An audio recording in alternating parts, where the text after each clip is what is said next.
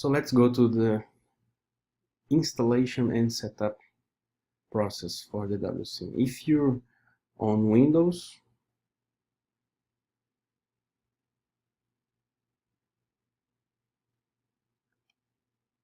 you will go to the download page, okay, which is dwsim.infosite.com.br.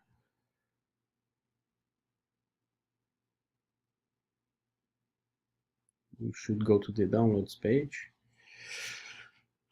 scroll down to Windows 7, 8, 10, download the appropriate version. I'll download this 64-bit version. Sorry.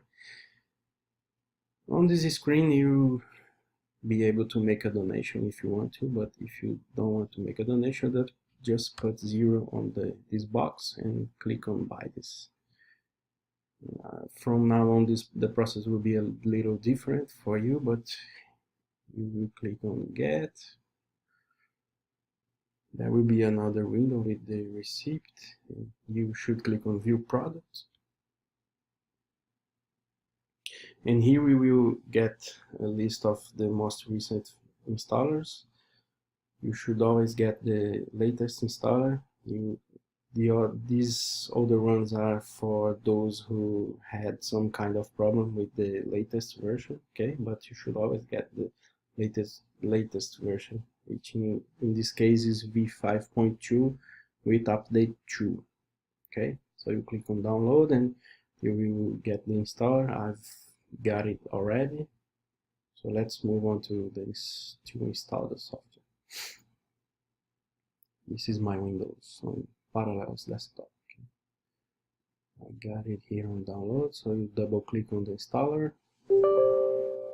Yes. Oh, I almost forgot.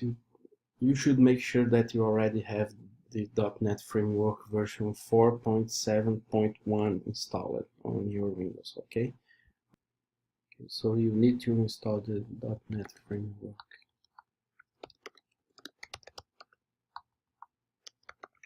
.7.1.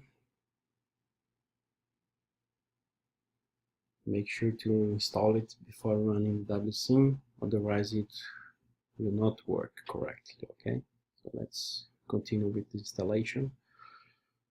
Just click next, next, next, select DWSIM, and if you want to install CANSEP, the KP Open type libraries according to your Windows version. And you also, if you want to work with the automation and use the DWSIM components in other KP Open compliant simulators, you must register the typing libraries, okay? So let's do this.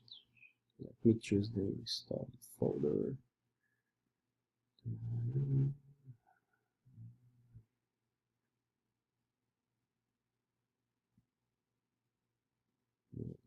It's actually on the program files folder.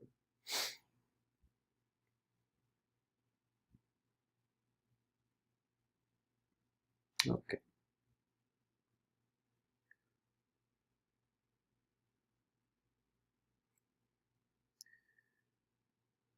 Just proceed to installing CANSEP.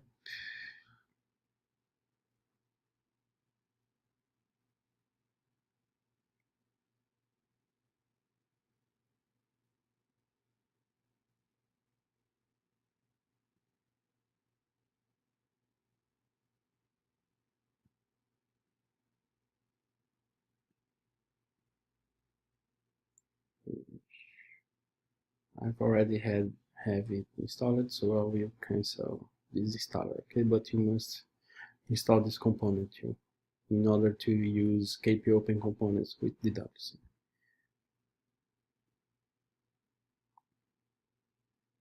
This is the registration process going on. Don't worry.